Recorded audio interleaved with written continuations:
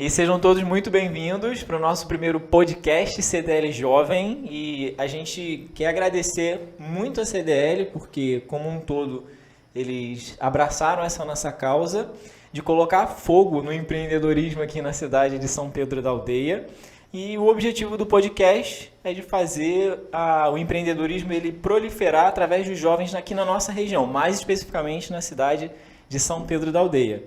Muitas pessoas não dispõem de tempo para se reunir em locais fisicamente e a ideia nossa é que elas possam nos assistir no YouTube, no Spotify e onde mais esse podcast for liberado. Meu nome é Dimitri Pedrosa, também sou empresário, um bom contador de histórias e eu estou na posição de anfitrião desse podcast. E eu tenho uma convidada muito especial, a Retada, muito próxima da minha terra. E ela é a nossa vítima, porque ela é a primeira convidada desse podcast. Eu estou falando com a @Rochela Magalhães, que é o seu Instagram, e ela é empresária na ótica @Ótica São Pedro, óculos de grau e sol. Rochela é formada em administração de empresas. Se eu falar alguma coisa de errado, você me corrige. É isso aí. Você tem MBA em gestão empresarial. É de Fortaleza, como eu disse, mas veio cariocar por aqui e escolheu São Pedro da Aldeia para empreender. E ainda faz parte do movimento CDL Jovem, que no momento mais oportuno, né, a gente discute mais sobre isso. Mas hoje Rochela foi convidada para contar um pouquinho da história de empreendedora. Rochela, seja muito bem-vinda. Obrigado. Queria agradecer o convite. É o nosso primeiro podcast aí no ar. Sou empreendedora da Ótica São Pedro, como o Dimitri já falou. Sou mãe, em primeiro lugar, mãe da Laís. E vim empreender nessa cidade maravilhosa, a qual eu tenho um carinho muito grande por São Pedro da Aldeia. Vamos lá! Gente, eu esqueci desse detalhe, né? Em primeiro lugar... Não, como se não bastasse, Rochela... Eu não vou começar por esse assunto, mas eu não sou pai, né? E você ainda tem um primeiro ofício sobre todos os outros, que é ser mãe. Laís tem 5 anos. Laís tem 5 aninhos. Então, assim, não é pouca coisa, né? Se só fosse mãe, já tava muito, mas ela ainda escolheu entrar no ramo do empreendedorismo. Rochela, você, antes da gente falar um pouquinho do presente, eu queria que você contasse como que você começou a trabalhar, com que idade, na verdade, você começou a lidar com o trabalho em si, independente de ser empreendendo ou não, e além da idade, foi em qual período ali da sua vida? Como você falou, né? Eu sou do Ceará, Fortaleza especificamente, e lá na minha terra nós temos... um detalhe muito bom para os empresários, não sei se tão bom para os funcionários, mão de obra bem qualificada e barata. Isso é fato. E eu comecei a trabalhar com 16 anos, eu vi ali que a única forma de você crescer na vida é educação, isso eu tenho desenhado na minha cabeça até hoje. Com a educação você ganha um mundo. E aí eu pensei, eu tenho que ir para a luta. Vim de uma família de classe média baixa e eu vi que para mim estar entre as melhores faculdades, o custo era muito alto. Então, eu tinha que começar muito cedo. Minha mãe é mãe solo, então ela é realmente a minha maior fonte de inspiração. A minha mãe, quando ela me teve, ela teve que me deixar por volta de 3, 4 anos com meus avós para poder vir para o Rio de Janeiro.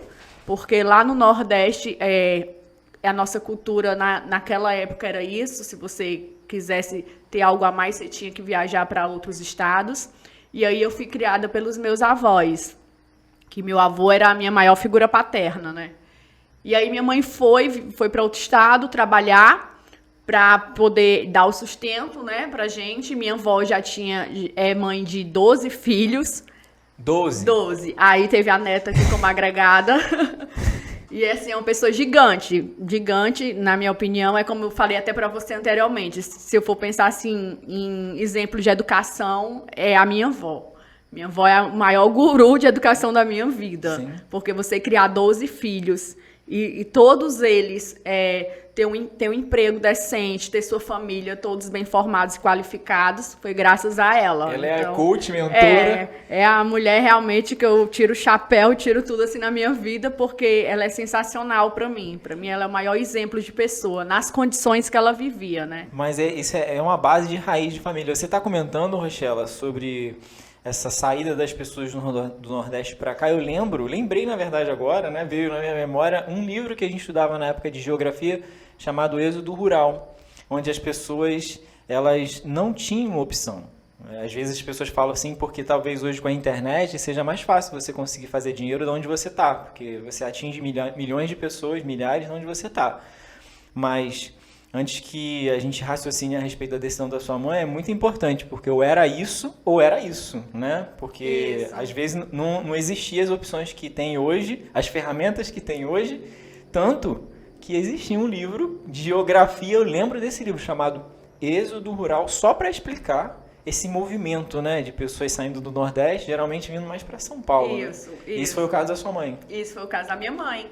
E aí, quando eu penso assim, em educar minha filha, aí eu vou lá nas minhas raízes e penso, é a melhor educação que ela vai ter é a que eu tive. Eu não preciso ir muito longe para saber qual é a educação que eu tenho que dar a ela. Agora, sobre esse fato, deixa eu te fazer uma pergunta que me trouxe curiosidade.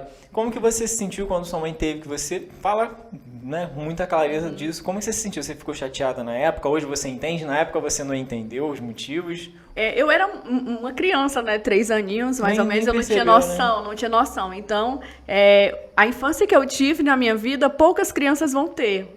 Tipo, era indescritível. Apesar de eu te falar que eu vim de uma família de classe média mais baixa, foi a melhor infância que eu tive. Eu brincava na rua até 10 horas da noite com vários amigos. Amigos eu tinha vários. É a infância que a minha filha hoje, pela geração dela, ela nunca vai ter aquela infância que nós tivemos naquela época de brincar na rua, de ser tranquilo, de as pessoas ser família, de um ajudando ao outro. Não, hoje não existe mais isso, a insegurança, tudo Você que a viveu gente... tudo isso, né? Eu vivi tudo isso. Então, aquele acolhimento que eu tive dos meus avós sempre colocaram a minha mãe, pra mim, como uma mulher de força, guerreira. E aí minha mãe voltou. Corajosa? Corajosa demais. Aí a minha mãe voltou, acredito, na fase dos 8, 9 anos. Então, não perdeu só mesmo aquela base de infância, mas daqui para ali, ela que me sustentou, né?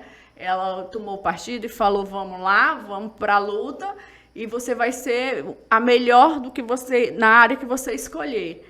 E aí eu entendi que a minha mãe, quando ela voltou, acho que ela quis recuperar um pouco do tempo perdido e viveu para mim, especificamente para mim.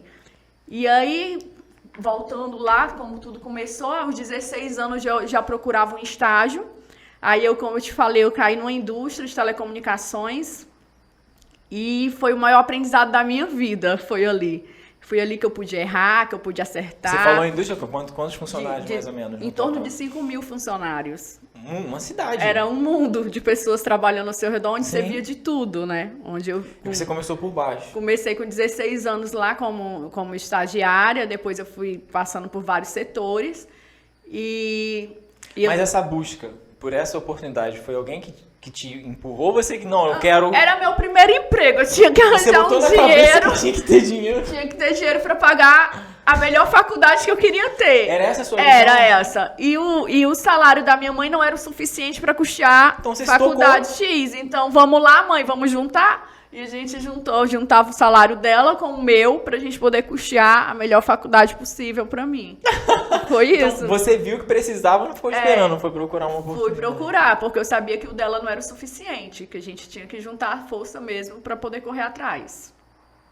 Meu Deus. E aí, nesse aspecto, você conseguiu encontrar nessa Telecom... Uma empresa de telecomunicações, o estágio. E aí eu fui efetivada e já mirei nela, porque a faculdade que eu queria, ela tinha um convênio com essa empresa, ganhava em torno de 30%, né, de desconto. Poxa. Aí eu falei, é lá que eu vou, tipo, pega uma parte do salário daqui, outra junta com o meu 100% ainda com desconto, eu vou conseguir. E aí eu voltando aqui um pouco, eu pensei assim, um dos maiores exemplos de honestidade que eu tive ainda foi na minha infância, que foi da minha mãe. Isso eu não esqueço nunca. Chegou um cartão para ela lá do Bolsa Família, na época era um programa do governo, e chegou do nada, sem ela se inscrever. A minha mãe trabalhava em uma loja, era vendedora de loja, e a minha mãe foi lá no banco devolver o cartão. E falou, mesmo com todas as condições que a gente precisava. Para fazer isso. E ela falou, isso não é meu, não me pertence porque eu trabalho. E foi ali que eu vi qual era o meu lugar, eu tinha que ser igual a ela. Caramba, olha, e assim, isso aconteceu muito na pandemia agora, recentemente, né? Com o trabalho que a gente desenvolve, Muitas pessoas, sem precisar, acabaram, né, fazendo solicitação desse recurso, às vezes tirando até de quem realmente precisa. Realmente precisa, né? Então, assim, eu acho que ouvir isso, e quem estiver escutando, que tome isso como exemplo, né? Não é só porque veio fácil que eu não vou tomar a decisão de devolver, né? É isso e aí. Eu imagino o receio, porque qual era o desconto que dava? É em torno de 30%. E a faculdade era particular e você conseguia, você só pagava, então, 70%? E eu pagava 70%. E boa parte, então, do seu salário provavelmente ia todo para a faculdade. Ia tudo. Como que era o ambiente de competição? Porque, vamos considerar, acho que você tinha ali uma situação de que, enquanto você estivesse indo bem na empresa, você tinha a sua faculdade garantida. Você não, em momento nenhum você chegou a achar que fosse ser demitida ou, sei lá, descartada, porque na hora ali você deve ter se esforçado para ser a melhor. Bate aquele medo, tipo assim, era possível, porque a empresa é muito grande e era uma empresa que visava números. Ela não visava funcionários. Tudo estatístico.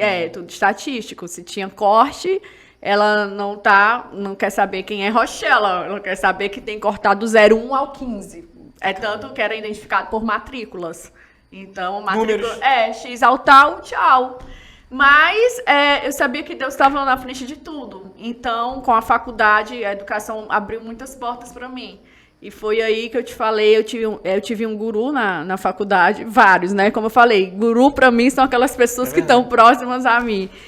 E aí eu cheguei, um professor meu, eu sempre batia muito papo, e ele olhou para mim e falou, olha, tá na hora de você buscar algo maior, você não se limita àquela empresa.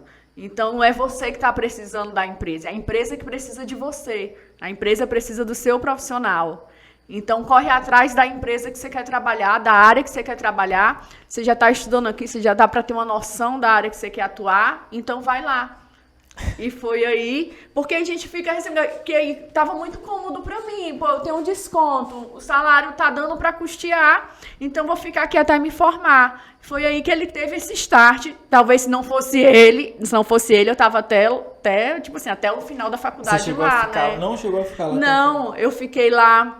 Como eu entrei com 16 anos, né, a partir do estágio, depois fui efetivada, acredito que eu fiquei lá por volta de uns 2 anos, mais ou menos. Porque aí até 1 ano fiquei questão do desconto da faculdade, mas 16 a 17 eu estava no momento de ingressar. E aí foi quando eu comecei a distribuir currículos em empresas para mim que valia a pena, assim, na minha cabeça, eram empresas que realmente eu tinha um desejo de trabalhar. Oportunidades melhores, né? E aí eu fiz um processo seletivo, fiz uma prova de conhecimentos, e em torno de 100 pessoas para 2 vagas, e uma das vagas foi minha. Aí, nessa empresa, eu já fui com uma bagagem um pouco maior, porque eu te falei o que eu tinha de errar Aí eu já tinha essa preocupação, pô, esse emprego é um emprego que eu quero, então vou dar o meu melhor. Então, saindo dessa empresa e indo para essa outra. Indo para essa outra. Então, realmente, eu vou dar o meu melhor, independente de ser reconhecido ou não. Eu vou dar o meu melhor. Entendi. E aí foi o que aconteceu. Aí era eu e um superior, a gente coordenava vários funcionários em vários estados do Brasil, que era uma empresa de construção civil. E a gente fazia desde a admissão, rescisão, folha de pagamento, tudo. É uma área de recursos humanos. Era uma área de recursos humanos, né? Que naquela época não era tão humano, né? Era departamento pessoal. Hoje em dia, o recursos humanos é um pouco mais diferente. E aí, aí fui crescendo e fui procurando sempre, o network automaticamente vai se fortificando, e ali você vai partindo para outras empresas e outras experiências, que aí vai de acordo com o seu propósito de vida. Você está contando uma história, me faz lembrar de um ditado que diz que o como não importa quando a gente tem muito claro os porquês, né? Uhum. Então, inicialmente você entrou ali e sabia que tinha que ser boa no que estava fazendo para inicialmente não perder o desconto da faculdade. E isso, né, é um motivo, um porquê para você falar, não, eu tenho que me manter aqui até onde eu perceba que é necessário. E alguém te traz uma ideia de que você tem que criar asas e voar, e aí de repente você começa a espalhar currículo por outros lugares, e aí se consolida numa empresa de construção civil. Isso. E aí então, como eu estou vendo aqui, né, que você tem hoje a Ótica São Pedro, @Ótica São Pedro, você começou como funcionária. Isso. E a visão que você tem hoje, o que você traz de positivo pelo fato de ter começado como funcionário, né? O que você acha dessa visão? É bom, é ruim, é melhor, é pior? Qual que é a sua opinião sobre isso? Ser funcionário ou ser empreendedor? Eu acho assim, eu tenho isso definido que todo empresário ele teria que ser funcionário um dia, porque ele tem que entender na prática o que é que um funcionário passa, né? Sim. Você tem que entender ali o que é que motiva aquela pessoa a estar ali dentro naquela empresa, né? O porquê que ela está ali. Ela tem que acreditar no seu sonho junto com você, senão não tem lógica, é uma via de mão dupla. É uma via de mão dupla. Eu dei até um exemplo esses dias, há poucos dias, né? Minha funcionária queria pular carnaval. Quem que não quer pular carnaval hoje em dia, né? Era a vibe dela, justamente. E ela já estava tudo fechado lá na Sapucaí, e sexta-feira era um dia, um ponto facultativo, mas o comércio abriu. E eu falei, cara, não vou destruir o sonho dela, ela tá lá na Sapucaí curtindo, pra ela aquilo é maravilhoso, e é uma pessoa que tá comigo pro que der e vier. Quem sou eu pra falar, não vai, você tem que ir, você tem que curtir, me conta como foi, que ano que vem eu quero estar lá junto com você. Então, na verdade, você já tá agindo diferente de quando essa empresa tratava as pessoas como números, né? Isso aí, é isso aí. Você conseguiu entender ali uma necessidade dela, né? E quando eu estiver lá em cima, maior ainda, vai ser ela que eu vou lembrar, que estava comigo quando eu precisei. Então ela foi pro carnaval? Ela foi pro carnaval e eu fui pro Cabo Folia e tá tudo certo. @ótica São Pedro currículos, enviar para Rochela, Quero trabalhar lá. Mas assim, eu quero destacar isso porque, independente de qualquer coisa, eu também sou empresário. Né? E até um pouco suspeito eu comentar, mas acho que a galera que trabalha aqui eu viso muito isso, porque eu nunca quis, assim como você deve ter percebido, né, independente de ter sido estados diferentes, o comportamento de muitas empresas ainda é máquinas, né? Você até comentou, né, de tratar as pessoas como máquinas. E eu não acredito que você tem como dividir a sua vida pessoal, da profissional, da espiritual. Se você estiver mal em uma delas, o seu ambiente vai estar atrapalhado. Então a gente primeiro tem que certificar que o bem-estar da pessoa está bem. Agora tem um contraponto, que eu gostaria de trazer e é polêmico.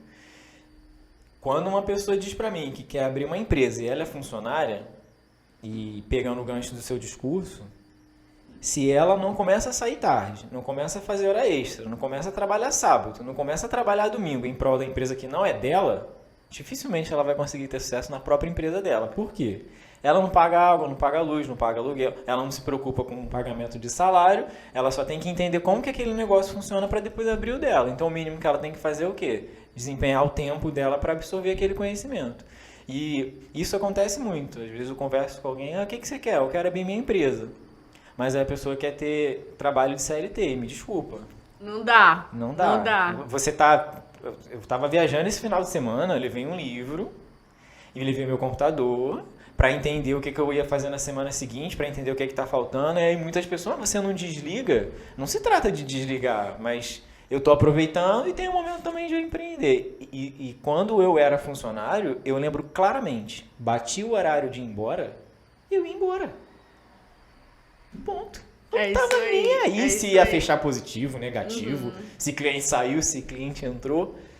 Então tem os dois lados da moeda. Não sei se você concorda com essa visão. Mas é que tá, uma via de mão dupla. Isso aconteceu por quê? Porque ela é uma funcionária excepcional, fora da curva. Sim, né? Uma pessoa que você... Mas aí que tá, também ela fez por onde, né? Fez por onde merecer. E tem um outro detalhe nesse aspecto. Acho que a gente precisa de pessoas que não queiram abrir empresas, senão não vão existir funcionários. Assim como a gente também precisa de pessoas que queiram abrir empresas, senão ninguém vai criar novos negócios. E tá tudo bem. Tá tudo bem. Só que quando uma pessoa diz, eu quero abrir o meu próprio negócio, que ela tenha a noção do que ela tá chamando pra si. Porque não é fácil. Você não vira empreendedor do dia pra noite, não. Primeira semana, o primeiro ano é pancada, meu amigo. Sim. Pancada de todo mês. Você não sabe... Por isso que as pessoas falam... Os primeiros falam da mortalidade das empresas os primeiros 2 anos, porque realmente é isso aí. Vida ou morte. Vida ou morte. E a gente tem que se preparar, principalmente financeiramente. Sim. Eu acho que é o ponto principal de uma empresa para você abrir. Antes de entrar nessa questão do financeiro, a gente estava conversando antes, você me comentou uma coisa que eu queria que você abordasse um pouco, que tem muito a ver com esse assunto do empreender.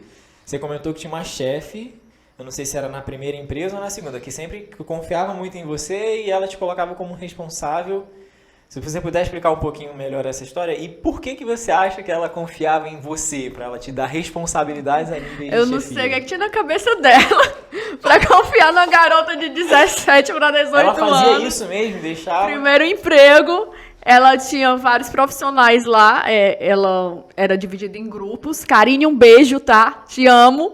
E ela resolveu tirar férias e alguém tinha que substituir. E eu caí de paraquedas na cadeira dela para administrar 20 pessoas com pensamentos diferentes. E dessas 20 pessoas, tinham pessoas bem próximas a mim, que eram meus amigos de trabalho, que eu sabia todas as mazelas deles. E você, 17 anos. E eu tinha que ser 17 para 18 anos, e eu tinha que exercer aquilo ali. Mas o que foi que ela... Aí é que tá. Eu acho que a responsabilidade, eu sempre trago muito pra mim isso. Eu sou responsável em qualquer área da minha vida, em qualquer área, seja como mãe, como funcionária, como empreendedora. Então, eu sempre carrego isso pra mim. Eu entrava na empresa às 8 da manhã e eu saía de casa às 6. Eu acordava às 5. Porque... A jornada do trabalhador de cidade era grande, né? Cidade grande, então eu levava 2 horas para fazer o percurso da minha casa para a empresa. Isso, 4 horas que eu perdia todo dia. Fora o horário que eu perdia também para ir trabalho e faculdade, né? Então, boa parte da minha vida era dentro de um ônibus. E eu nunca atrasei nenhum dia 1 minuto. Eu sou muito pontual, muito pontual. E eu chegava pro meu pai, no caso, que ele falava assim, pai, eu tenho que estar lá 8 horas da manhã. E ele, 5 horas da manhã, estava lá batendo na porta do meu quarto, acorda. Então, já vinha... Eu morava numa casa com várias pessoas, tipo assim, meus tios e tias. Então, era praticamente um sistema de república. Vamos lá, galera, acordar, vamos trabalhar. Então, desde pequeno, já tinha isso na minha casa, né? Já era exemplo para mim, ver meus tios indo trabalhar cedo. Então, aquilo ali realmente era o que eu ia me tornar. E eu até tem também outra coisa que não saiu da minha cabeça, que muita gente é contra, assim, você conquistar seu carro, gastar dinheiro com carro. E aquilo ali fez sentido para mim, quando eu comecei assim, a ganhar um pouco mais. E eu chegava muito tarde, a minha faculdade acabava por volta de 10h30, 10h40 a aula, 22h40 da noite. Aí já melhorava um pouco, porque eu já tinha... carro, né? Não, aí eu já tinha um ônibus da faculdade. Já tinha um ônibus. Faculdade já tinha um ônibus próprio dela. Então, aquele percurso era muito longe da minha casa para a faculdade. Se fosse ônibus comum, demoraria em torno de 2 horas. Como era um ônibus da faculdade, demorou em torno de 1h30. Eu chegava em casa meia-noite. Meia-noite eu chegava em casa para acordar às 5. Pra estar de novo no dia seguinte. Às 5. E me marcou muito a história que a minha mãe, ela ia me pegar no ponto de ônibus, né? Porque ele deixava na avenida. Era um pouco perigoso. E a minha mãe teve um dia... É outra coisa que eu falo, a força do cearense, né? Eu até brinco. Do lá nordestino, né? Do nordestino em si. Eu até brinco assim, lá a gente tem que ser o melhor em dobro, né? Não tem como. Pra gente competir de igual para igual para igual. Você escutava isso? Uhum. Eu sempre falo isso pras minhas amigas. Pra disputar de igual para igual, a gente lá tinha que fazer o dobro realmente. Eu não sei se você sabe, mas o fato de eu não tô aqui para julgar se é certo ou não, né? Mas o fato das empresas de telecomunicação serem lá é justamente pelo que você comentou no início, que a mão de obra é mais barata. E então, qualificada. Não, assim, e o ponto é que a gente tem que ser... Eu me coloco como nordestino porque eu nasci lá, mas a gente tem que ser melhor em dobro, porque eu tenho amigos, primos e familiares que trabalham lá e recebem muito menos do que deveriam estar recebendo, porque lá a política de incentivo para essas empresas é maior. E fica aquela dorzinha no coração, né? Que a gente tem que ser melhor do que o que é melhor aqui 2, 3 vezes para conseguir alguma coisa. Fica. Né? Questão mesmo de oportunidade. As oportunidades aparecem mais pro lado de cá. Sim. Desculpa, você estava comentando com sua mãe. Não, aí por volta de meia-noite, e aquilo me machucava muito, porque ela teve um dia que ela me falou que parava carro no ponto pra ela, porque confundia ela como garota da vida, né? E aquilo ali eu falei, não, eu tenho que ter meu carro, eu tenho que conquistar minhas coisas, porque realmente ela não merece passar por isso. E foi aí que eu conquistei meu primeiro carro, conquistei minha casa própria e Sem ajuda de programa assistencialista, né? Não entrando, é porque Mas eu entendo perfeitamente. É muito cultural isso, quando você fala do Nordeste, né? Ficar esperando a ajuda do governo. Ficar esperando esse tipo de ajuda, e eu me orgulho nesse ponto de, graças a Deus... Não ser coitadismo, que é uma coisa do coitadismo. Não ser coitadismo. E Deus foi abrindo as portas, e aí foi tudo acontecendo, né? E aí eu já tive, assim, a oportunidade. Aí falei, aí já me formei, aí consegui fazer um MBA na minha área de gestão empresarial. Fui para a área de direito também, por hobby. Por hobby, eu fiz direito, cheguei a cursar uma parte da faculdade de direito, mas eu vi que a minha área realmente era empresas, gestão de empresas. Empresarial. Rochela, sobre a questão que você comentou do carro, hoje uma aluna, que eu falei para eles, né, sobre eu dou aula de matemática financeira, só para explicar para o pessoal, nesse primeiro ano do ensino médio.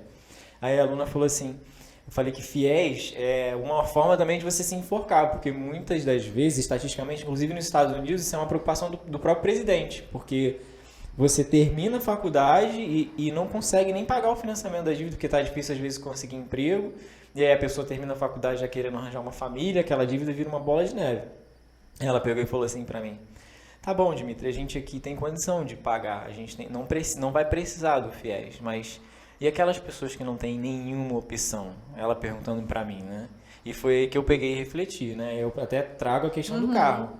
Olha, entre não me qualificar ou ficar parado e criar uma dívida para eu poder estudar, com certeza eu prefiro criar a dívida para poder estudar. Com certeza. Porque eu vou ter ferramentas ou meios para depois pagar aquela dívida, se eu usar a inteligência, né? Isso. E eu trago essa questão do carro da mesma forma. Você vislumbrou uma situação de risco, de perigo, e aí, olha, isso aí. o que é melhor, né? Ter dinheiro ou ter a segurança? Né? Isso então, aí. São coisas que eu acho que eu São não tenho que coisas ficar que botar negociando. na balança, né? Não, até para negociar não, prefiro minha segurança. É isso aí. Não quero estar botando minha mãe em risco, eu acho que você deve ter pensado isso.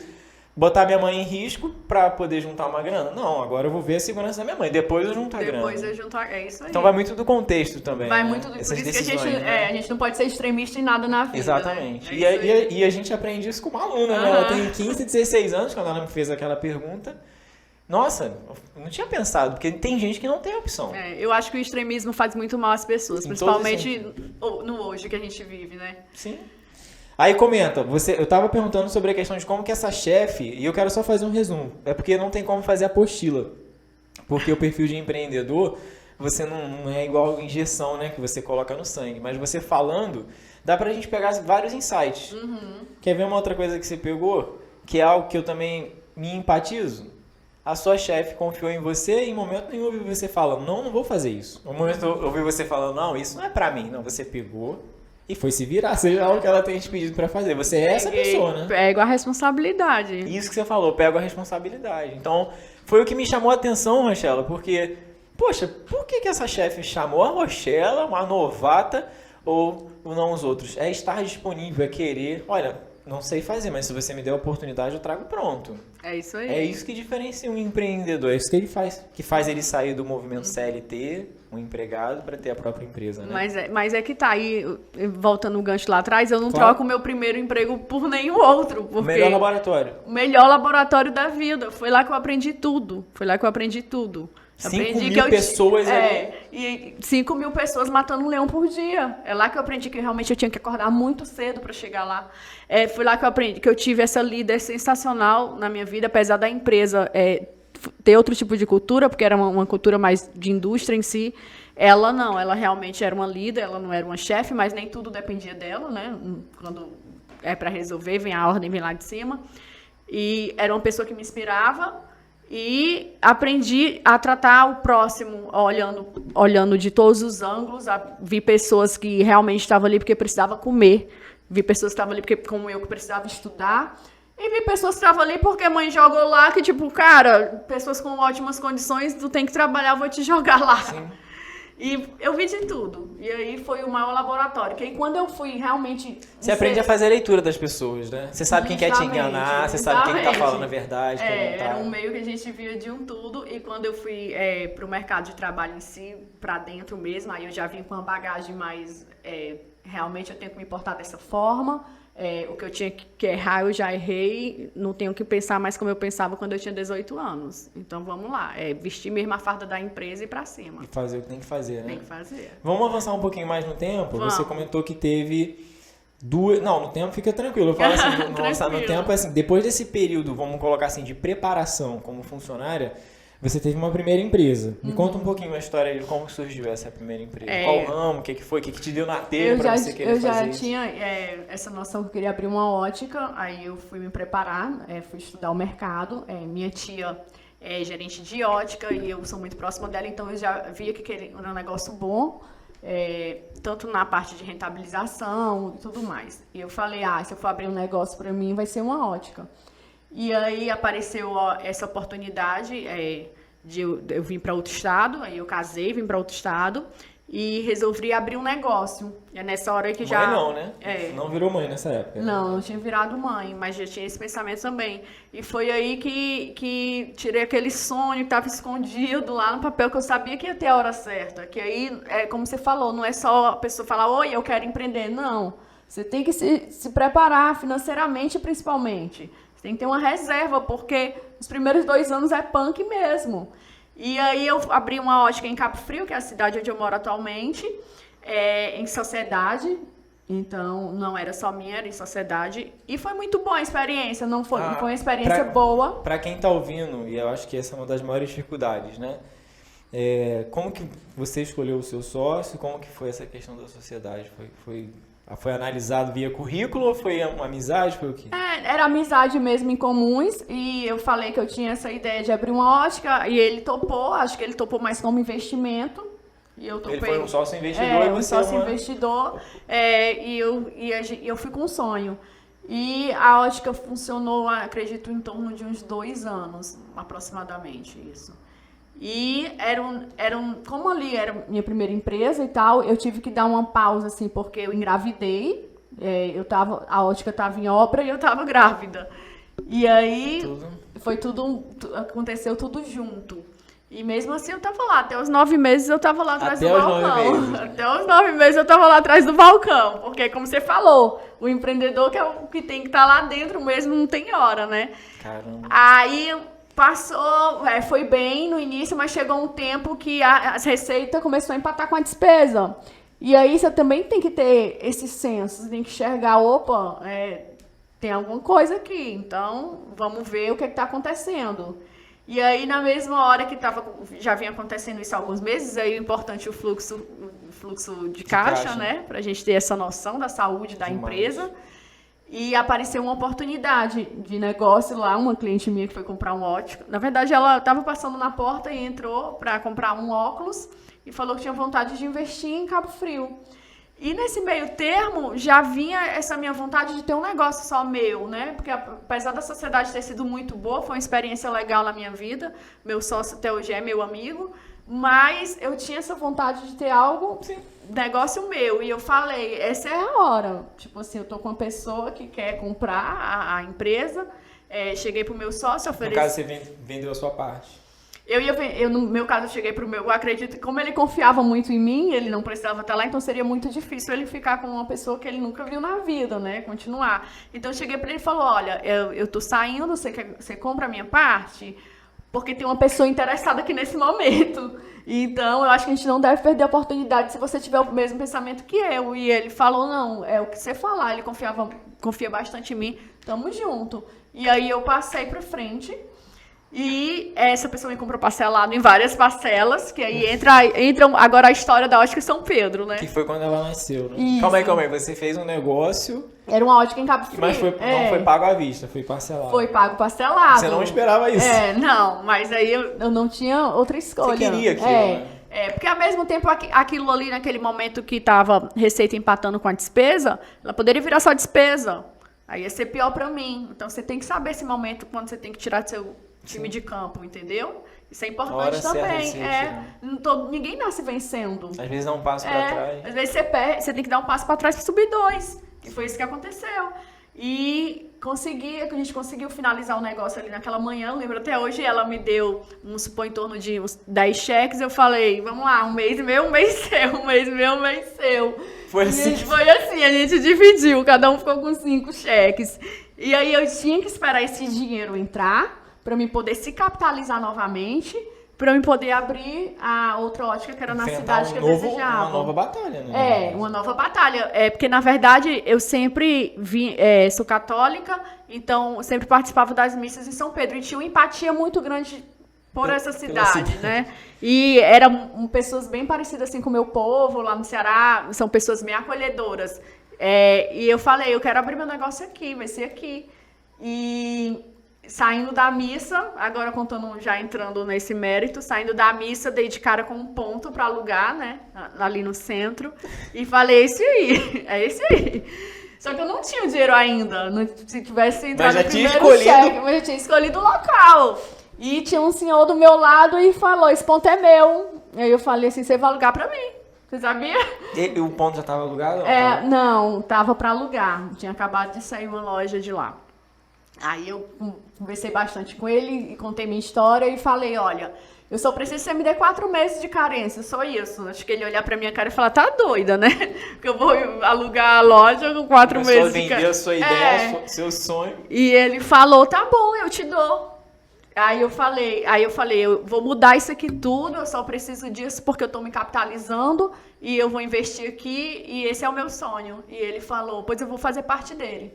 Pô, tá tudo certo, você não precisa assinar nada, daqui a 4 meses a loja tá segura aqui pra você. Tirou a plaquinha de aluguel, me deu a chave e cumpriu com a palavra dele e eu com a minha. O Rochela, nessa linha do tempo, não perde o fio da meada, mas o que me impressiona é que você está fazendo uma linha do tempo da sua vida que me faz perguntar quem seria a Rochela se tivesse se conformado com aquele estágio quando tinha 17 anos lá naquela empresa de telecom. Talvez se você tivesse até virado estatística, sido demitida, mas aí. Outra lição para o empreendedor. Ele só vai, não tem manual, ele só vai descobrir o caminho que ele tem que seguir quando ele começar a dar os passos. Eu vi isso, vi uma postagem hoje nas redes sociais que até vi até algumas amigas minhas comentando e realmente tinha alguém infeliz, na minha parte é infeliz, tá? Na minha opinião, que falou que o funcionário tinha que fazer o papel dele, ponto, porque ele era substituível. Foi mais ou menos assim a postagem. Eu falei, gente, pior ainda foi ver várias pessoas curtindo, que eu conheço, e comentando e apoiando isso. Nunca, se eu tivesse feito isso lá atrás, que eu poderia fazer. Porque a empresa que eu trabalho, minha primeira empresa, eu não tinha perspectiva de crescimento nenhum. Mas eu tinha uma baita líder que me ensinava o que era certo e o que era errado. E dali eu tive a oportunidade de fazer uma faculdade e dessa faculdade ir para outras maiores empresas e as oportunidades iam aparecendo à medida que você fosse crescendo, tanto na parte de educação como maturidade mesmo profissional. Sim. E se eu tivesse feito só o meu trabalho, talvez eu estivesse lá até hoje mesmo, mas o mesmo cargo, com o mesmo salário, né? Estagnado. Não tendo experimentado tudo o que você viu para ser o que você é hoje, né? Justamente. A sua bagagem. Justamente. Isso não se vende nem se compra. Experiência. Você adquire. Justamente. Uma coisa, tem até uma estatística que eu acho que é somente a partir dos 40 anos é que uma pessoa começa a ser considerada sábia. Porque ela precisa acertar e errar por vários caminhos até que ela tenha a condição de fato, dar conselhos. É uma máxima, né? Não estou dizendo que seja uma regra, mas existe também uma diferença entre educação e maturidade. Tem gente que fala 10 idiomas, tem MBA, mestrado, mas não tem nenhuma maturidade para lidar com empresas, com negócios, porque ela não viveu ali naquele campo de batalha. E o seu caso foi totalmente diferente. Você foi experimentando. E eu acredito que sem saber o que fazer, porque ninguém aparecia, não, agora vira à esquerda. Não, para, espera um pouquinho, não, agora vai pela direita. Não, você foi para a igreja, e aí a gente pode até, eu acredito muito em espiritualidade, né? Aí você pode até, o fato de você ter ido buscar a sua espiritualidade, de repente você vê uma loja e aquela ideia vem na sua mente, você dá um estalo e esse senhor vai me alugar essa loja. Mesma hora. Sabe? São coisas que acontecem, às vezes a gente fica até procurando explicação do porquê que aquilo aconteceu naquele momento. Mas a gente agradece muito, né? Porque você conseguiu travar o contrato de 4 meses. Isso aí. E como é que foi depois? Entrou na loja já fazendo obra? Entrei fazendo obra, que foi o tempo que eu fui me capitalizando realmente para empresas. Não houve calote? Não houve calote, tá, gente? Cheque, né? Hoje não se usa tanto cheque. E aí eu consegui, Eu lembro que eu usei o período da Copa, foi tudo assim mesmo pensado, para fazer o treinamento com a funcionária. Já é o que? 2018, né? 2018, eu usei aquele tempo já que... É a mesma funcionária de hoje? É, a mesma até hoje. Investiu, né? E aí, a gente abriu, acabou a Copa, a gente abriu a ótica. Aí, em 2020, veio a pandemia. Aí foi teste pra você saber. É porque já estava em teste, né? 2018 a 2020 foi um momento mesmo para ver se o negócio ia dar certo. Porque realmente é os anos que as empresas sobrevivem. E ali eu vi que ia dar certo. Ali eu vi que realmente o meu faturamento era muito... Sem esperar a pandemia. Sem esperar a pandemia. Era bem maior do que a que eu tinha antes. Pera aí, mas onde que veio a Laís? Aí a Laís... Como assim, de onde veio? Não, eu fiquei... Foi em 2018 que você começou a ótica. Não, Laís nasceu em 2017. Então foi um ano antes, só pra me posicionar. Isso, mas aí a ótica de Cabo Frio, a ótica de São Pedro foi em 2018. Aí nesse caso a Laís já tava com um aninho e meio, já estudava. Você já tava também mais acostumada a lidar com já ser tinha, mãe, né? Isso. Aí a Laís já estudava, eu já tinha uma rede de apoio que a minha mãe veio de Fortaleza pra ficar comigo. Então aquilo ali me tranquilizou um pouco, né? E aí eu pude realmente mergulhar de cabeça nesse projeto. Foi aí que eu peguei, a partir do momento da Tamires, vamos lá, arregaçar as mangas. Eu e você e eu. Fui funcionária junto, sou até hoje. E eu fico com a parte do financeiro, toda essa parte, nota fiscal, parte contábil, e ela fica com a parte de vendas. Dividiram ali, né? A gente dividiu as tarefas e graças a Deus dá muito certo. Voltando o gancho que veio a pandemia. Nossa. Aí a pancada foi mais forte quando o início da pandemia, que eu te falei, estava com um problema pessoal, que a minha filha ficou internada nesse período, passou por um processo, e quando a Laís recebeu alta, veio a notícia da pandemia, que a loja tinha que fechar. Então eu estava 100% focada nela, e aí falou, a partir de hoje você tem que fechar.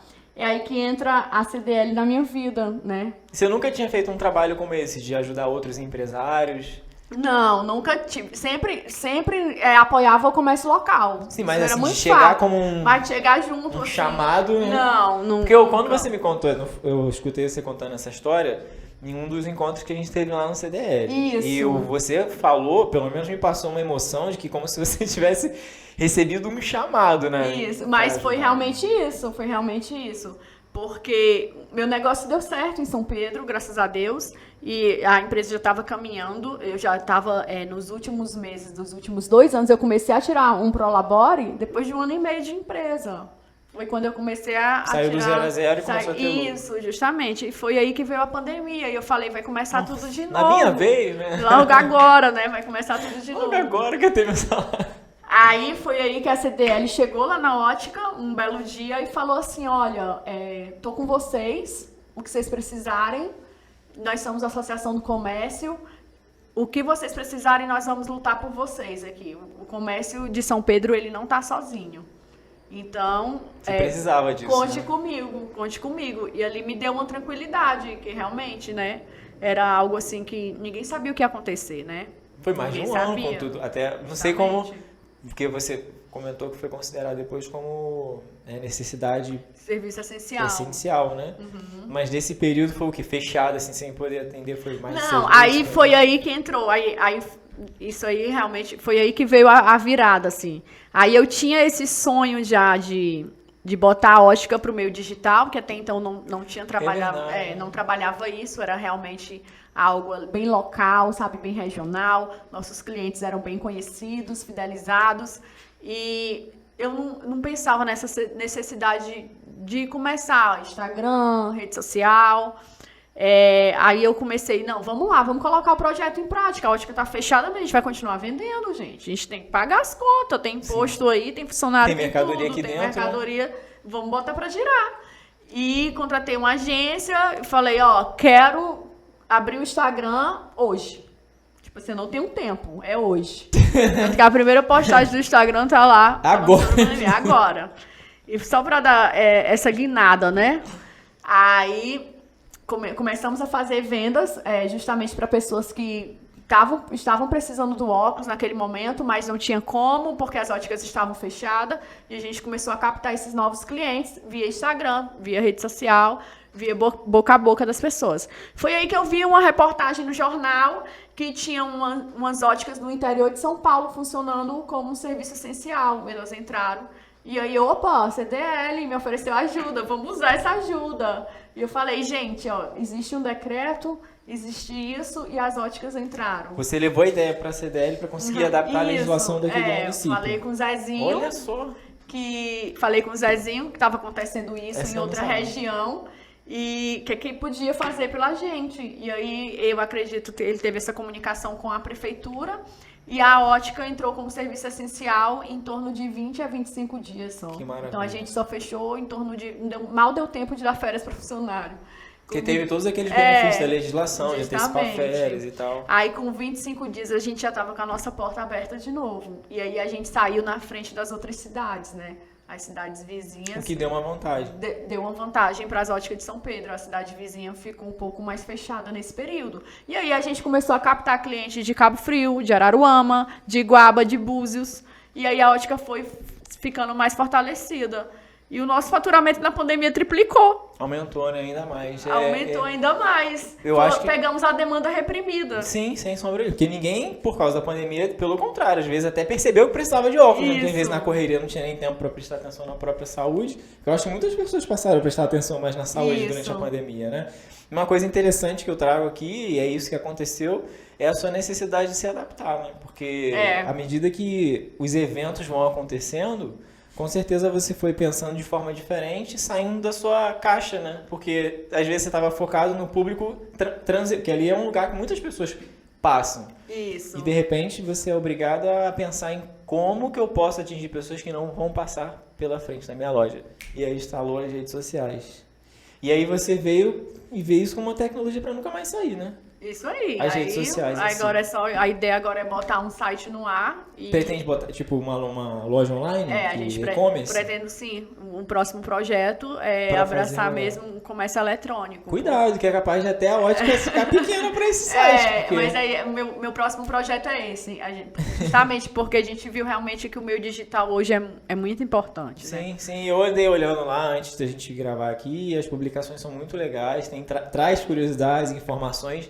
Traz modelos usando os óculos, né? Então, assim, é um trabalho que não pode ser mais do mesmo. Tem que estar sempre pensando em se diferenciar, né? Isso. E aí, eu só senti falta. Eu vi você em alguns vídeos que você apareceu. Eu vou fazer voto aqui para que ela apareça em mais vídeos. Você fala bem, é uma pessoa comunicativa. Apareça em mais vídeos. Tá bom, combinado. Várias pessoas falam isso, mas eu sou um pouco introvertida. Não parece, mas eu sou sim. Mas realmente o nosso negócio a gente tem que dar a nossa cara mesmo, apesar que eu trabalho muito nos bastidores. Isso, é o que eu volto a te dizer, né? Às vezes tem uma empresa, eu até esqueci o nome, ela é uma mulher que vende muita bijuteria, né? Ela vende, eu esqueci o nome da empresa, Francisca Joias, não sei se você ouviu falar. E ela não aparece, fatura milhões. E ela disse que não se sente à vontade.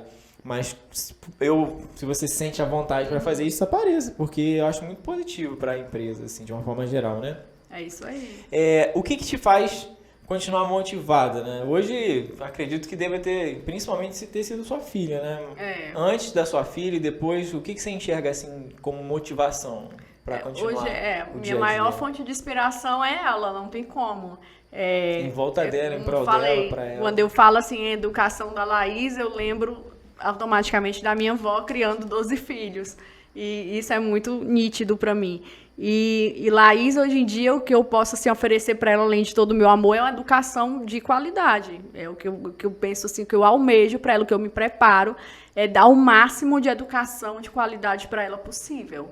Ela só não vai querer ser alguém na vida se ela não quiser. Mas não porque eu não ofereci educação e amor. Você acha que ela leva traços de uma empreendedora? Essa culpa... a Laís é bem mão fechada. Ela é muito mão fechada. É o primeiro passo para abrir um negócio, né? Que tem que ter dinheiro para abrir. E eu instigo isso nela. Eu falo, filha, você quer brinquedinho tal? Então vai lá juntar a moedinha do seu cofre para comprar o brinquedo tal. Certo, porque eu acho que a criança tem que ter essa necessidade. A criança não pode ter tudo na mão, ela tem que ter essa vontade. Sim. E uma das maiores experiências que eu tive com ela foi uma das últimas viagens que a gente fez para Gramado.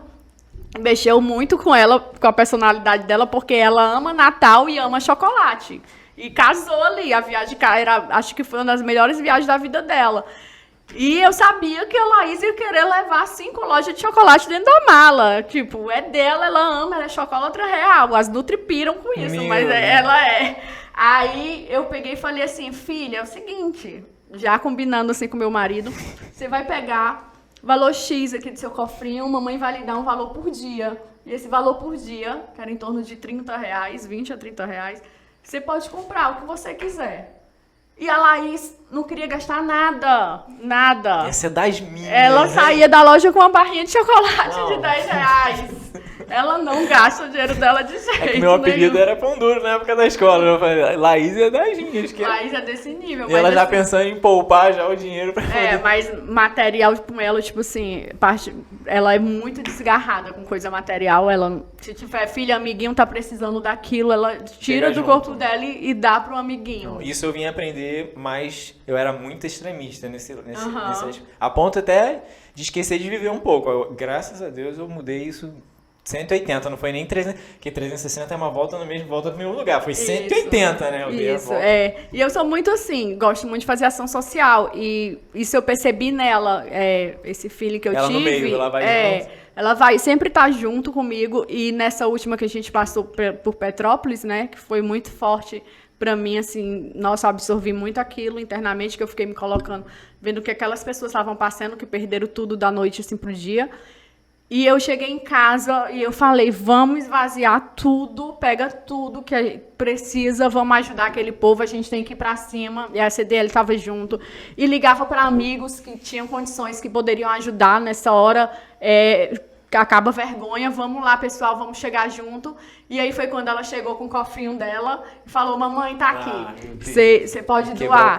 Aí ali eu vi, porque eu sei a importância que aquilo tinha para ela. E ali foi quando eu vi, realmente, essa garota tá no caminho certo. Ela quis doar o cofrinho dela. Ela quis doar o cofrinho dela, ela desapegou para ajudar aquelas pessoas.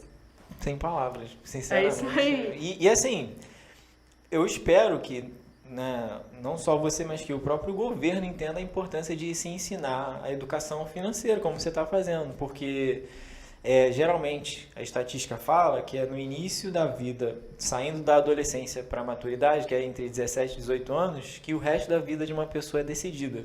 Por quê? Se ela, sem precisar, lembrando a questão do contexto, né, ela compra um carro financiado, ela está ali sacrificando muitas coisas que ela poderia estar fazendo para ser muito maior a um médio prazo. Então, às vezes, ela fica presa com aquele bem e não consegue investir em outras coisas que fariam ela crescer, como, por exemplo, preparar a própria aposentadoria ou entender como funcionam investimentos. É isso aí. E aí, nesse aspecto, esse trabalho que você faz com a sua filha, entre ensinar a generosidade, né? Mas também saber poupar, é a aliança necessária para um empreendedor, para um ser humano, para uma pessoa melhor. E ela ter... aquilo ali foi muito pra ela, né? Acho que eu vou ser pai agora. Vou ver se eu consigo fazer igual. Vamos falar de dinheiro voltado para a empresa? Vamos sim. Como que você fez para lidar com a questão do dinheiro na empresa? Porque eu quero só deixar claro o seguinte, quando você abre um negócio, não importa se a pessoa, ela financeiramente, pessoa física, é rica ou é pobre. Ninguém abre um negócio para dar prejuízo. Então não existe essa, eu vou abrir aqui uma empresa porque eu tenho dinheiro sobrando e tá dando prejuízo, mas vou continuar aberto. Não, uma empresa você abre para que ela gere lucro, só que a gente sabe que no início não é assim que funciona, mesmo que seja muito rentável o negócio. E a pergunta é, como que você fez para lidar, tanto na primeira, não sei como que era, né, como nessa segunda, para administrar o dinheiro que entra, que sai, como que você pontuava isso, né, essa separação? Só pra ficar era bem nítido para mim, como eu te falei, na primeira ótica a gente não teve tanto lucro, era mais mesmo uma receita empatada com a despesa, então não tinha nem como fazer essa separação realmente. Mas aí a minha, quando começou a lucrar, eu tinha essa noção que de cara eu não poderia tirar o Prolabore, tipo assim, eu conseguia me manter sem ele, pelo menos nos primeiros momentos. Mas salário seu você não sabia que não ia dar para tirar? Não ia dar para tirar, pelo menos no ano e meio eu não tirei. Eu fui deixando a empresa fazer uma reserva de emergência. caso a gente trabalha com vendas, então tem mês que é incerto e tem mês que é tipo... Você sente a sazonalidade da região ou não? Isso Não, não te hoje pega como muito? a ótica já funciona, vai fazer 4 anos, então a gente já dá para ter um parâmetro, né? E São Pedro, acredito que o comércio daqui gira muito bem. Eu gosto muito, eu não vejo essa sazonalidade. Verão, Como pessoal eu vi, mais pra cá. justamente, eu vejo que são pessoas, moradores fixos aqui, então é a economia que realmente funciona, diferente de cidades mais turísticas, né?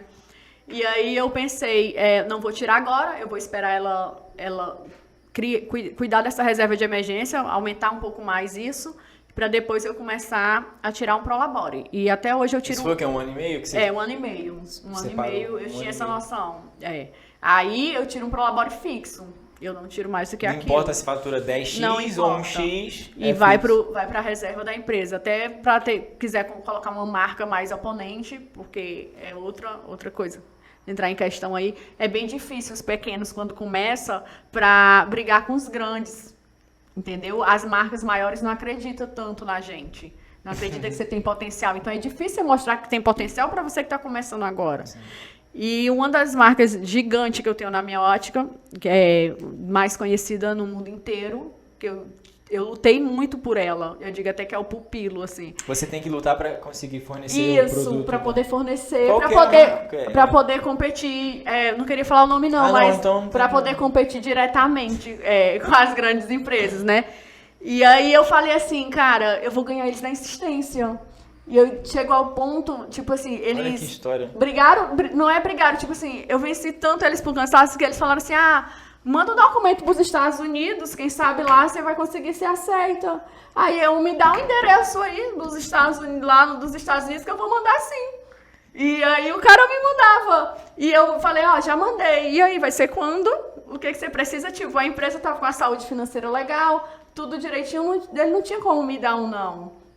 Foi aí quando ele falou assim, você tem que comprar um valor X de óculos para você ter a nossa marca. Que ele imaginou que eu não iria ter esse valor X para ter a marca. Foi aí o importante de eu ter juntado toda aquela reserva. Não tá bom, não tem problema. Você quer vir quando aqui para me escolher suas peças? E aí eu consegui a marca. E hoje a gente compete de igual para igual. A gente não pode ser grande não, mas eu tenho o mesmo preço da ótica grande. Sim. E às vezes até melhor. Até melhor. Do que ela, porque ela compra no mesmo canto que eu. Vende óculos masculinos nessa marca também? Vende tudo. Depois eu vou, nos meus stories eu vou falar qual que é a marca. Curioso, hein? Não, mas eu acho que eu só não vou falar porque vai deixar pra lá. A questão, meu óculos realmente quebrou. Eu tinha um óculos da Chili Beans, ele tem uma lateral de madeira, de bambu. Nossa, eu me amarrava naquele óculos, mas quebrou de ser usado. Ele esfarelou mesmo, né? Então vamos lá, apoiar o comércio local e lá na ótica. Não, eu fiz uma promessa, eu não vou comprar outro óculos enquanto eu não passar lá. Mas o ponto que você coloca aí em voga é a importância da reserva de emergência, porque é o mesmo que dizer que você tinha poder nessa hora. Isso aí, é isso você aí. Você não ficou refém. Mas pra mim competir de igual para igual eu tinha que ter ela, eu precisava dela. É o que te diferenciou. E ela não precisava de mim, entendeu? Sim, claro, você teve que provar que eu tive que provar era capaz isso. Hoje ela vem atrás de mim, hoje ela me pede para me comprar X. Hoje ela briga por mim no mercado. Hoje ela fala, eu preciso que você me compre. Já, tipo assim, eu já posso dizer, passa amanhã que eu tô em reunião, tá? Dá um pulinho lá semana que vem. Antes, não. Hoje você tem esse respeito deles, né? Hoje eu tenho. E, Rochelle, eu vou abrir mais um outro gancho que a internet possibilitou a gente criar o nosso próprio rio. Porque você comentou aí de concorrência e de mercado saturado. Mas é por isso que eu apontei no início do comentário falando da importância do pequeno aparecer nas redes sociais. Isso. E até, se possível, se não for incômodo para o empresário, com o próprio rosto, porque ela cria uma identidade, ou ele cria uma identidade que vai gerar para si ou para a empresa uma conexão. Uhum. E aí forma ali aquele cliente fiel, aquela tribo. Então, eu acredito muito que com a diversificação, né, com a vinda da internet, a possibilidade de nós, pequenos empresários, ganhamos de ao invés de entrar naquele mar, como você comentou, é muito concorrente, são muitas empresas, é difícil às vezes a gente conseguir um espaço, seja para ter um fornecedor ou até para clientes que nos busquem, nós criar um laguinho, né? Criar o nosso próprio rio que a gente elimina a concorrência, mas eu acredito que para isso ser possível é necessário ser diferente. Isso. Não adianta fazer mais do mesmo. E aí entra a criatividade do empreendedor, ou até a luta de brigar lá nos Estados Unidos. É isso aí. É porque a importância de eu ter ela na minha loja foi porque eu ia ter todas as outras sem burocracia. Porque as outras eu enxergar, se ela tinha aquela, O resto vem. O resto vem.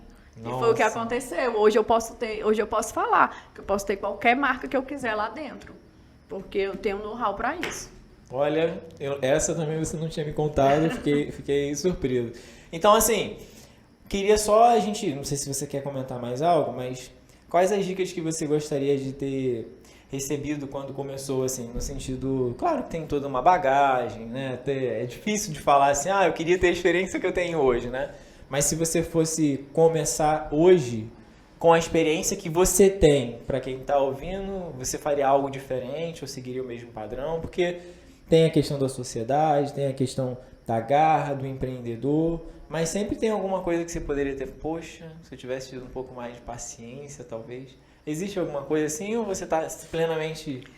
Não desista nunca. Não desistir, né? Não desista nunca do seu sonho, porque realmente em algum momento vai acontecer. E se a gente passou por aqueles obstáculos, é porque realmente foi preciso para você colher o que a pessoa colhe hoje. É como você fala para mim, a internet tem muito disso. Tem vários gurus para tudo. Hoje em dia tá muito saturado.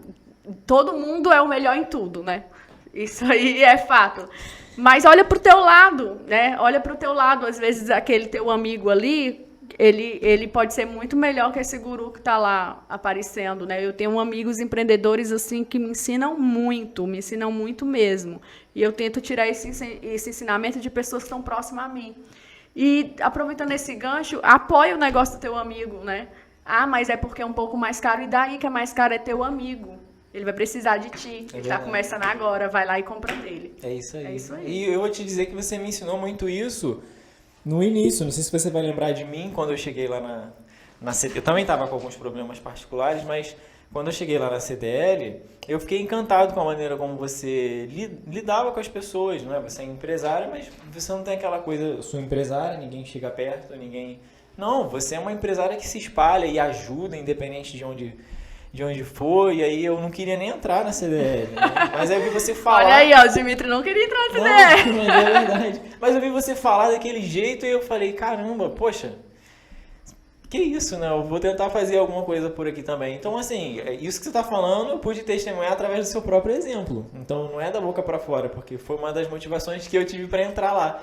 Tanto que você acabou, hoje você está como diretora de planejamento. Isso. Né? Você até então era presidente. Eu entrei como presidente, mas aí a maternidade consumiu muito meu tempo. Sim. E o que eu falo, prioridade da minha vida é minha filha. Não, e aí... conseguimos fazer essa troca de cargo. O Maicon hoje assumiu a presidência. Inclusive é o próximo convidado. O próximo convidado. E eu assumi a diretoria. Sim, mas uma das preocupações que eu fiquei era, poxa, ela vai sair e aí? Será que o gás vai acabar? Porque como eu te falei, às vezes a gente precisa de pessoas que têm essa energia para nos motivar. E olha que eu me considero um cara super positivo, comunicativo, mas ainda assim uma pessoa do meu lado ali que falou de um jeito que fez a gente acordar. Então isso é muito verdade. Rochela, como manter essa performance e essa produtividade sempre em alta, né? Porque quem olha acha que tu não tem problema, tá sempre sorrindo, né? Ajudando os outros, mas você comentou que tem a sua filha, mas assim, como que você procura acordar todo dia com a performance disposta para fazer algo assim? Não existe isso, tipo assim, não tem como a gente ficar feliz 100% do dia, mas... o meu problema, minha funcionária não tem nada a ver com o meu problema pessoal, se eu passo por alguma coisa. Então, naquele momento ali, eu sou empreendedora, eu tenho que estar na ótica, eu vou dar o meu 100%.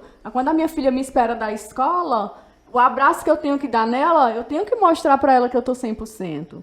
Meus problemas eu resolvo eu e Deus. Só isso. Olha, muito obrigado, de verdade, Rochela. A gente ainda vai divulgar os nomes de canais de Spotify e YouTube. Então é @CDLJovemSPA. Então se vocês quiserem saber mais novidades a respeito, que provavelmente vai aparecer algum corte no Instagram. E aí a gente vai divulgar nas redes sociais quando será o nosso próximo podcast. Isso, próximo convidado, né? E eu quero muito agradecer. Acho que foi.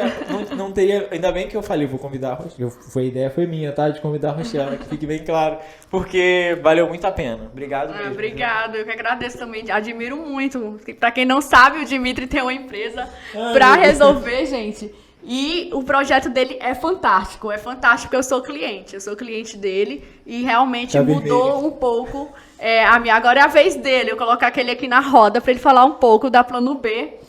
E o projeto dele, ele cuida da saúde financeira da minha empresa e de várias outras. Eu jogo assim na mão dele de olho fechado.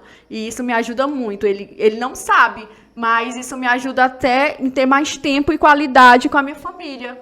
Porque tira um pouco o peso das nossas costas, sabendo que tem uma pessoa de confiança para ajudar a gente. Vender um produto é mais difícil, né? O próprio é mais fácil. Mas eu fico feliz e você tá falando algo que me deixa muito aliviado, porque uma das propostas da empresa é de deixar o empresário mais leve com seus objetivos pessoais, né? Porque eu sei, você também sabe como é ser escravo, às vezes, do próprio negócio. E o financeiro é uma coisa que puxa, né? Suga um pouco a gente. E aí é para resolver meio para trazer esse alívio, que é a terceirização do financeiro. Fiquem à vontade aí para conhecer também, @pra resolver finanças. E é isso, cracrete.